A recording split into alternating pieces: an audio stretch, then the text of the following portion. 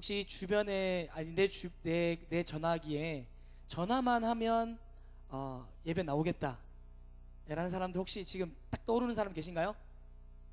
없어요? 네. 있으시죠?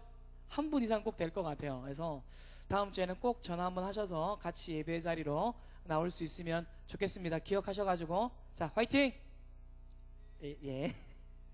자 저는 초등학교 때 트럼펫이라는 악기를 한 5년간 불었습니다. 전혀 생긴 거하고 다르지만 이 흔히 나팔이라고 해요. 나팔 이렇게 조그만한 거. 그 당시에 딱히 제가 잘하는 게 없었던 터라 저에게 주변에서 그나마 이쪽에 재능이 보이니까 한때는 전공 한번 해보지 않겠냐 뭐 이런 얘기까지 제가 받았던 적이 있습니다. 하지만 집안 사정이 이제 여의치가 않아서 자연스럽게 혹은 불가항력적으로 포기하게 되었습니다. 요즘 부쩍 드는 생각은 취미로라도 다시 한번 시작해 볼까? 왜 그때 조금 더 붙잡지 않았을까? 라는 생각이 듭니다. 저뿐만이 아니라 사람들과 대화를 하다가 느끼는 것은 과거를 돌아보면서 한 번쯤은 이런 생각을 좀 하더라는 것입니다. 왜 내가 그렇게 그때 쉽게 포기를 했을까? 그렇게 이제 생각에 꼬리를 물면서 다시 한번 결론 내리는 것은 그 상황들을 인내로 견뎌 나가는 것보다 도중에 그만둬 버린 것이 훨씬 쉽기 때문에 어쩔 수 없었다라고 이제 결론이 납니다. 물론 포기와 인내의 때를 잘 분별해야 하겠지만 이런 모습들 쉽게 포기해 버리는 어떤 우리들의 삶의 패턴은 사실 우리가 바라보고 지향해야 할 가치관과 방향성에 관해서도 원래 가야 할 길을 가지 않게 하고 또 자기 마음대로 살아가게끔 유도하는 위험한 것들입니다. 왜 그럴까요? 하나님 앞에 무릎 꿇고 삶의 주도권을 내어드리고 참을성 있게 하나님의 어떤 그 뜻을 앙망하는 마음으로 때로는 고뇌하는 가운데 그분의 인도를 기다리는 것보다 자기 마음대로 사는 것이 더 쉽기 때문입니다. 거의 대부분의 사람들이 인내로 견뎌나가는 것보다 중간에 스탑하는 것을 더 쉽게 생각합니다. 중단하면 비싼 대가를 치르게 되는 것도 잘 알지만 그때 그 상황에서는 버티는 것보다 포기하는 것이 더 쉬워 보이기 때문에 포기합니다. 그래서 그런지 우리가 은연중에 이런 말을 많이 합니다. 뭐뭐 할걸 혹은 뭐뭐 했더라면 더 좋았을 텐데 후회를 하죠. 다행인지 불행인지는 잘 모르겠지만 우리만 그런 것은 아닌 것 같습니다. 성경 곳곳에서 이런 삶의 패턴을 종종 발견할 수가 있는데요. 이 성경의 목적은 그런 삶 자체를 보여주고자 하는 것이 목적이 아니라 그런 삶을 어떻게 해서 극복했는지 그리고 우리들은 어떻게 살아내야 하는지에 관한 삶의 방향을 알려주고자 하는 것이 이 성경의 목적입니다. 오늘 본문도 그렇습니다. 오늘 본문은 물론 상황만으로 봤을 때는 우리들의 일상과는 좀 너무 거리가 먼 굉장히 좀 어려운 상황 가운데 있는 것을 볼 수 있게 됩니다. 그래서 나와는 너무 괴리감이 느껴지고 그런 본문으로 비춰질 수도 있는데 하지만 눈에 보이지 않는 영적 치열하며 우리들 눈에 보이지 않는 우리가 정말로 중요시하고 생각해야 할 그 영적 치열함, 영적 전쟁은 비슷한 맥락이기 때문에 이 말씀 또한 우리에게 주시는 위로로 도전으로 보아야 합니다. 그래서 오늘 이 말씀 본문 함께 보겠습니다. 오늘 본문 야고보서는 주님의 동생이라고 알려져 있는 야고보가 흩어져 있는 12지파에게 편지를 보낸 것입니다. 여기서 12지파라 하면 흩어져 있는 모든 교회를 상징할 때 이 12지파, 12교회라고 이야기를 합니다. 편지가 쓰여질 당시 교회들은 예수님을 믿는다는 이유로 상당한 핍박을 받고 있었습니다. 이 상황을 누가 봐요? 야고보가 지켜봅니다. 그러면서 펜을 들었습니다. 편지를 써요. 야고보는 핍박받고 그리고 흩어져 있는 백성들을 보면서 단지 몇 마디의 위로로 그들의 어떤 생애를 도울 수 없다는 것을 야고보가 잘 알았습니다. 그래서 야고보는 신중하고 조심스럽고 때로는 힘겹을 만큼 그런 뉘앙스가 느껴질 만큼의 말들을 써내려가기 시작합니다. 야고보서 1장 2절인데요. 한번 읽어보겠습니다. 1장 2절 읽겠습니다. 시작.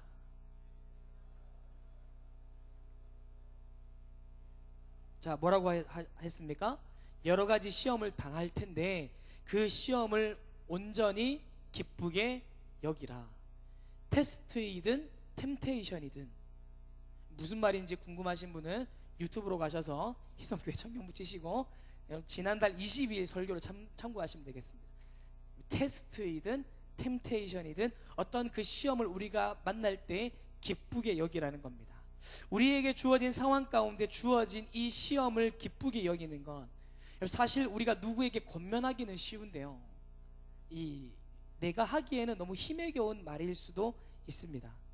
하지만 인내는 하나님 나라 가기까지 우리가 가져야 하는 정말 중요한 핵심 인격 중에 하나입니다.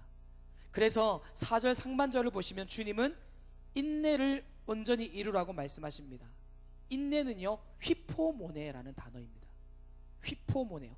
휘포모네, 이 단어는 아래에서 견뎌내는 것을 의미합니다. 그러니까 까다로운 상사 밑에서 견뎌내는 것을 의미합니다. 내 힘으로 쉽게 극복할 수 없는 그 상황을 견뎌내는 것을 이 인내, 휘포모네라고 이야기를 했습니다. 그런데 누구나 이런 생각을 합니다. 우리가 짧은 인생 살면서 꼭 인내를 이루어야만 하는가? 화가 치밀어 오르면 화를 터뜨리기도 하고 신경질이 나면 신경질도 부리면서 살면 좀 어떤가? 드라마나 여러 가지 매체를 봐도 인내를 하는 장면보다 분노를 표현하고 터뜨리는 장면이 더 인기가 많습니다. 그래서 요즘은 소위 막장이 대세다, 뭐 이런 표현을 쓰기도 합니다. 하지만 성경은 그 반대입니다. 화가 나는 상황 가운데 인내해라, 견뎌내라 말씀하십니다. 오해하지 마십시오. 감정을 표현해야 합니다. 하지만 그 감정 표현이 분노로 발전하지 않도록 그야말로 잘 표현해야 합니다. 또한 어려운 상황을 만났을 때 인내하면서 지혜롭게 일들을 잘 풀어나가라고 말씀하십니다. 즉 인내를 온전히 이루라 라는 말씀입니다. 그렇다면 우리에게 왜 인내를 온전히 이루라고 말씀하실까요? 인내를 이룰 때 우리에게 어떤 득이 되는 것일까요? 오늘 4절 말씀은 여기에 대해서 분명한 답변을 해줍니다. 이는 너희로 온전하고 구비하여 조금도 부족함이 없게 하려 함이라. 자, 여기서 구비하여, 이 구비하다라는 원어의 의미는 부분이 온전하여져서 완전해진다는 것을 말합니다. 전쟁에 나가는 군사들을 예를 들면 투구를 쓰는 걸 얘기하는 거예요. 흉배를 붙이고 군화를 신고 방패를 들고 상대방을 무찌를 수 있는 창을 들고 전투 태세를 완전히 갖추었을 때를 의미합니다. 어벤져스 보셨죠? 나만 봤네. 아이언맨 보면 어떻게 됩니까? 전투에 나가기 위해서 이렇게 하면 옷이 막 입혀지잖아요. 그러면 쉬 이렇게 하늘을 나르잖아요. 죄송합니다. 자, 전투 태세를 완전히 갖추었을 때, 그때를 바로 이 온전하고 구비한다라는 단어입니다. 하나님은 우리 삶 가운데 여러 가지 시험거리를 주신다고 말씀드렸습니다. 성경은 하나님께서 나의 인격을 온전히 완성하기 위해서 시련을 주실 때 그 시련 가운데 온전히 기쁨으로 감당하라고 요청하십니다. 우리나라 조선시대 양반들의 복의 개념을 성경적인 개념으로 이해하지 않았었더랬습니다. 유교에서 말하는 오복이 있습니다. 첫째로 수, 즉 장수하는 겁니다. 오래만 살면 뭐 하겠습니까? 가진 것이 있어야죠. 그래서 둘째가 부입니다. 돈도 많고 오래 살면 뭐 합니까? 건강해야죠. 그래서 세 번째가 강령, 곧 건강입니다. 그런데 아무리 건강해도 이웃으로부터 손가락질 받으면 안 되죠. 덕을 많이 베풀고 윤리적인 삶을 살아야 한다고 합니다. 그것을 유호덕이라고 주장합니다.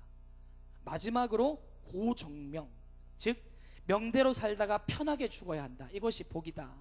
그런데 여러분, 이 오복만 가지고 인격이 완성되지 않습니다. 우리가 여러분 언제 인격적인 면에서 온전해질 수 있을까요? 오늘 본문에서는 인내를 온전히 이룰 때라고 말씀해 주십니다. 성경에 인내했을 때 인내의 대명사가 한 명 나옵니다. 혹시 아시는 분? 바로 그 사람, 욥입니다. 욥은 인내의 대명사라고 불립니다. 욥은 온전하고 정직해서 하나님을 경외하고 악에서 떠난 사람이었습니다.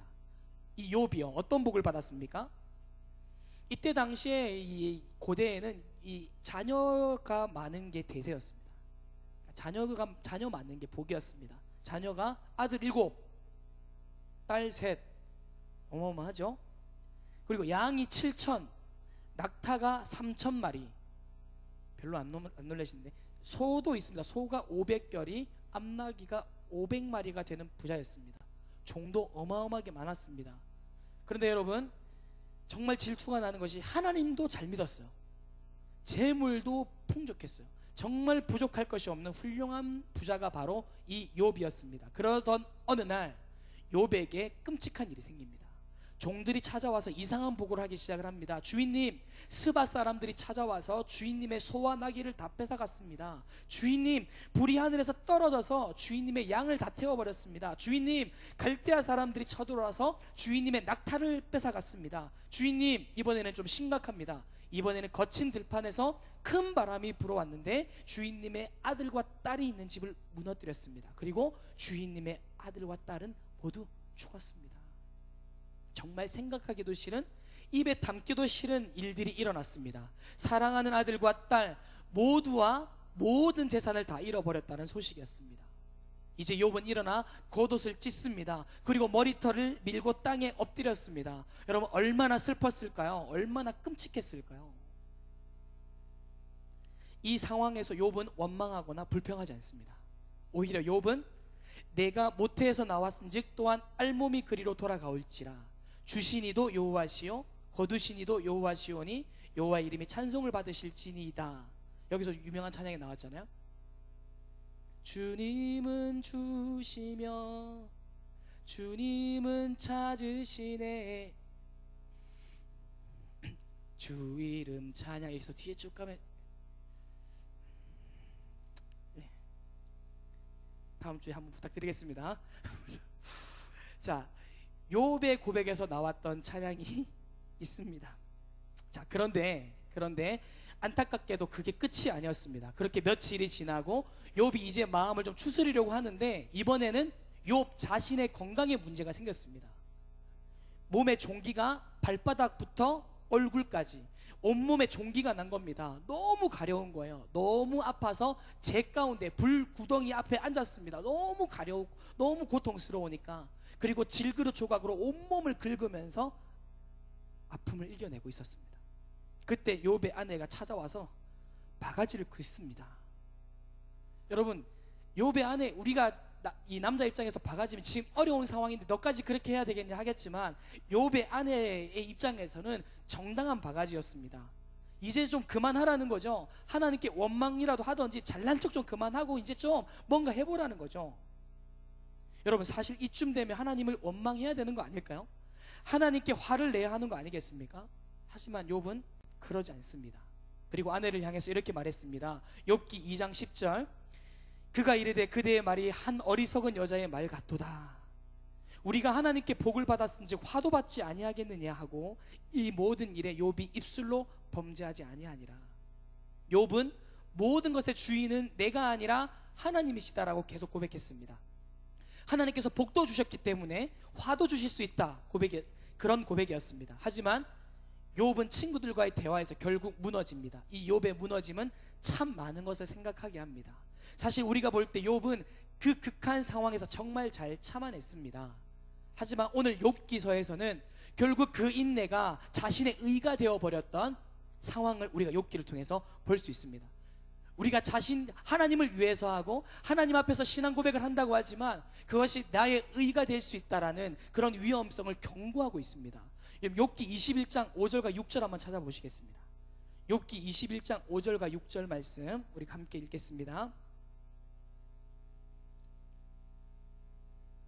자, 다 찾으셨으면 함께 읽겠습니다. 시작.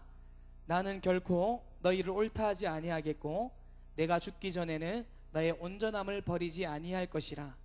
내가 내 공의를 굳게 잡고 놓지 아니하리니 내 마음이 나의 생애를 비웃지 아니하리라. 욥이 한 말입니다. 욥은 이 구절에서 자기의 의로움을 자랑합니다. 나 잘못한 게 없다. 왜 나한테 이런 일이 일어나는지 모르겠다. 난 의롭다. 이렇게 말한 것입니다. 욥의 인내, 여러분, 정말 우리로서는 대단하게 보이지만 결국 내가 나를 위해서 붙잡았다면 그것은 나의 의로움으로 넘어가게 된다는 것을 욥기서는 말씀해 주십니다. 그렇다면 욥은 왜 인내의 대명사가 되었을까요? 우리가 기억하는 그 인내의 대명사인 욥, 하나님이 그 인내를 온전하게 해주실 때 가능했다라는 것을 깨닫고 고백했기 때문입니다. 자, 말씀 한 곳만 더 보겠습니다. 욥기 42장 5절입니다. 욥기 42장 5절 함께 읽겠습니다. 시작. 내가 주께 대하여 귀로 듣기만 하였사오나 이제는 눈으로 주를 배움나이다. 아멘. 욥은 누가 봐도 멋있는 인생을 살았지만 그것이 하나님의 채우심 또는 하나님으로부터 공급된 의가 아니라면, 그래서 나의 의로 채웠다면 혹여나 그것으로 인해서 주변으로 인정받을 수 있지만 그것은 하나님을 귀로만 듣고 보지는 못한 것입니다. 완전한 것이 아니라는 것을 오늘 성경이 증명해 줍니다. 하나님께서 인내를 허락하셨고 그 인내를 통해 우리는 그 단련을 통해 하나님의 뜻을 더욱 명확하게 알 수 있습니다. 야고보서 1장 12절 말씀 제가 읽어드리겠습니다. 시험을 참는 자는 복이 있나니 이는 시련을 견디어낸 자가 주께서 자기를 사랑하는 자들에게 약속하신 생명의 면류관을 얻을 것이기 때문이라. 자, 여기서 시련을 견디어내다라는 단어는 재련소에서 썼던 용어입니다. 산속 깊은 곳에서 원광석을 캐냈다고 했을 때 원광석에 붙은 금을 그대로 사용할 수 없습니다. 원광석을 2000도 이상의 불가마에 집어넣어서 불순물을 제거해서 순도 높은 순금을 정련해냅니다. 우리가 시련을 견뎌낼 때 우리 마음속에 있는 불순한 생각들이 정제되어지고 제거됩니다. 이렇게 되면 하나님의 뜻을 더 분명하고 정확하게 알 수 있게 되고 결국 생명의 면류관을 얻게 됩니다. 하지만 쉽지 않습니다. 늘 우리를 넘어지게 하고 포기하게 하는 순간들이 많기 때문입니다. 포기의 순간은 언제 찾아오나요? 포기를 경험해 보셨나요? 사소하지만 체력을 기르기 위해서 운동장을 뛰고 근력 운동을 한다고 했을 때 숨이 턱까지 차오르면서 도저히 못하겠다, 이럴 때 포기의 경험 해보셨죠? 이제 저는 그랬습니다. 저는 팔굽혀펴기를 하다가 3일 하다가 이건 아니다 싶어서 지금 그러는 중에 있습니다. 자, 또 있죠. 여러분, 배우는 과정에서 정서적으로 그리고 심리적인 면에서 도덕적인 면에서 인간관계 등에서 우리는 포기할 때가 많습니다. 뿐만 아니라 우리는 때때로 혹은 빈번히 하나님과 동행하는 과정도 포기하는 때가 많이 있습니다. 하나님을 인정하고 고백은 합니다. 하지만 살짝이라도 벅찬 상황이 오면 하나님, 더는 못 가겠습니다. 여기서 한 발자국도 더 안 나가겠습니다. 저 충분히 힘들고요, 제 분수에 넘치는 걸 지금 요구하고 계십니다. 이런 마음으로 기도하게 되는 거죠. 이것은 영적 포기의 순간입니다. 사실 어떤 면에서는 너무나 당연한 순간들이지만, 너무나 당연한 포기의 순간들이지만 우리는 이럴 때마다 인내를 온전히 이루라는 말씀을 기억해야 합니다. 여러분, 혹시 클래식 연주회 가보셨나요? 예, 저만 인터넷으로 봤네요.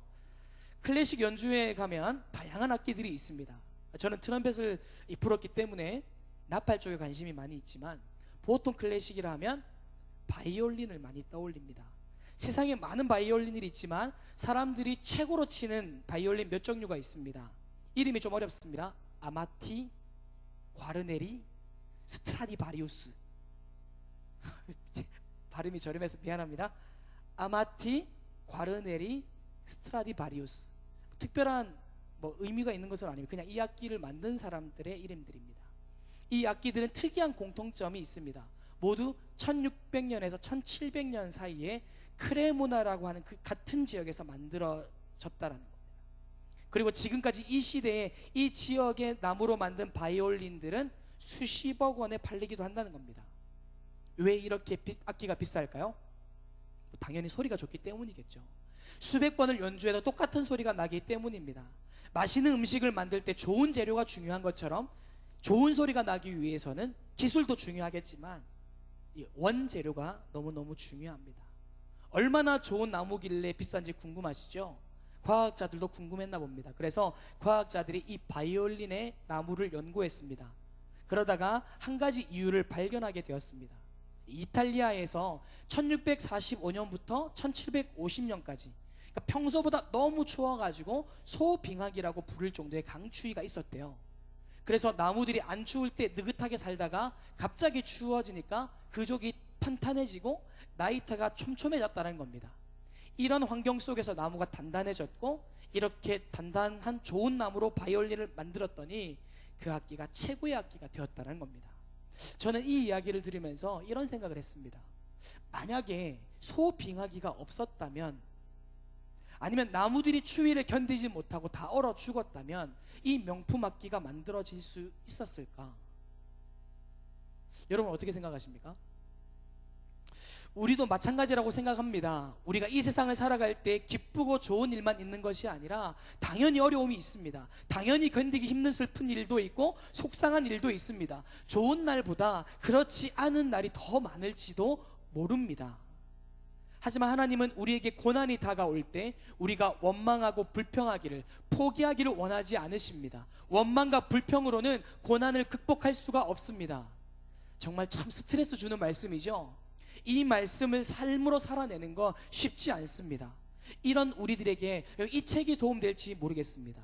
빌 하이벨스가 쓴 당신은 누구인가? 성숙한 인격의 8가지 자질이라는 책이 있는데요, 이 책에 이런 말이 있습니다. 인내는 용기를 유지시켜 줍니다. 인내는 자기 통제력을 지속시킬 수 있는 힘을 줍니다. 인내는 비전을 현실화해 줍니다. 인내를 기를 수 있는 방법은 포기의 순간을 넘기는 것입니다. 포기의 순간 어떻게 넘길 수 있을까요? 욥이 경험했던 것처럼 하나님을 귀로만 듣는 것이 아니라 눈으로 뵐 때, 그리고 히브리서 기자가 12장 2절에 기록한 것처럼 믿음의 주여 온전하게 하시는 예수님을 바라볼 때 우리는 포기의 순간을 넘기고 인내할 수 있습니다. 여러분이 지금 포기의 순간에 서 있다면 다시 한번 이 오늘 본문의 말씀을 읽어보시기를 바랍니다. 욥을 기억할 수 있기를 바랍니다. 여러분, 포기는 멋있는 것이 아닙니다. 포기하면 인격이 발달할 수 없다라고 하나님 말씀하십니다. 하나님께서 주신 복이 포기가 아니라고 말씀하십니다. 포기한 자신 또한 나중에 후회가 큽니다. 하지만 포기의 순간에 이르렀을 때 하나님께서 주시는 힘으로 하나님을 바라볼 때, 하나님을 바라봄으로 그 포기들을 넘어섰을 때 우리는 인내를 기를 수 있게 됩니다. 말씀을 맺겠습니다. 여러분, 다 유명한 책인데요, 영혼을 위한 닭고기 수프라는 책이 있습니다. 그 책에 이런 이야기가 나옵니다. 나무 심기를 참 좋아하는 깁스라는 의사 선생님이 있었습니다. 이 깁스는 특이하게도 나무를 심을 때 절대로 물을 못 주겠다고 합니다. 오히려 나무를 심으면 신문지를 말아서 아침마다 툭툭 치고 다녔다고 합니다. 매 맞고 흔들려야 고난을 이겨낸다는 것입니다. 그런데 25년이 지나서 놀랄만한 일이 확인됐습니다. 이 깁스라는 의사가 기른 나무들을 뽑아보면 다른 나무보다 뿌리가 2~3배 더 깊이 내려져 있는 겁니다. 그 뿌리가 견고해서 다른 나무들보다 생명 영역이 강해지게 된 것이죠. 그래서 저자는 그날 이후로 주님, 제 아이들이 고난을 겪지 않게 하옵소서라는 기도를 멈추었다라고 합니다. 여러분은 어떻게 기도하시나요? 우리가 앞으로 나아가야 할 그 길들을 산이라고 표현을 했을 때 그 산을 옮겨달라고, 올라가는 그 길이 완만하게 해달라고, 아니 그 산을 아예 옮겨달라고, 아예 내 눈앞에서 사라지게 해달라고 기도하시지는 않으십니까? 오늘 우리의 기도는 바뀌어야 합니다. 산을 올라갈 수 있는 힘을 주십시오. 산을 어떻게 하면 올라갈 수 있는지, 잘 할 수 있는지 체력을 주십시오. 지혜를 주십시오. 그러면서 인내를 무기 삼아 그 어려움들을 극복하게 해주십시오라는 기도로 바뀌어야 할 줄 믿습니다. 또한 우리들의 상황들이 포기할 수밖에 없는 상황들로 가득 차 있을 때 믿음으로 하나님을 온전히 바라보면서 인내를 이루게 하시는, 그 인내로 포기의 순간들을 하나씩 넘어서게 하시는 하나님의 은혜를 경험하시는 저와 여러분의 삶이 되기를 간절히 소망합니다. 기도하겠습니다.